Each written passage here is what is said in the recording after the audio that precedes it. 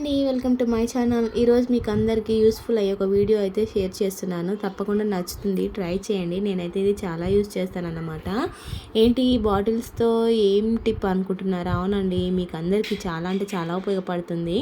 మనము వంటింట్లో పల్లీలు కానీ లేకపోతే పప్పులు కానీ ఏవైనా డబ్బాలో పోసి పెట్టినప్పుడు కొద్ది రోజుల తర్వాత పురుగు పట్టేస్తుంటుంది కదా. అలా కాకుండా ఉండాలంటే మీరు ఇలా బాటిల్స్ ఖాళీ అయిన తర్వాత వాటిని ఒకసారి వాటర్తో కడిగేయండి.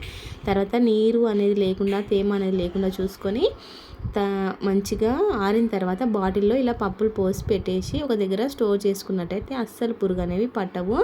ఇది చాలా అంటే చాలా యూజ్ అవుతుంది. అండ్ ఇవి మనకు పెట్టడానికి కూడా ప్లేస్ ఎక్కువ పట్టదు, ఎక్కడైనా ఈజీగా సర్దేయచ్చు. ఎలా ఉందండి టిప్పు? నచ్చితే లైక్ చేయండి, మన ఛానల్ అయితే సబ్స్క్రైబ్ చేయండి. ఇంకా మన ఛానల్లో వీడియోస్ చాలా ఉన్నాయి, అవన్నీ కూడా ఒకసారి చూడండి.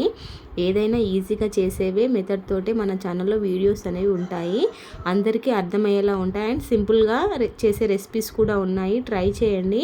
మీరు నమ్ముతారో లేదో, నేనైతే పెసర్లు అయితే బాటిల్లో పోసి దాదాపు 6 months అవుతుందేమోనండి.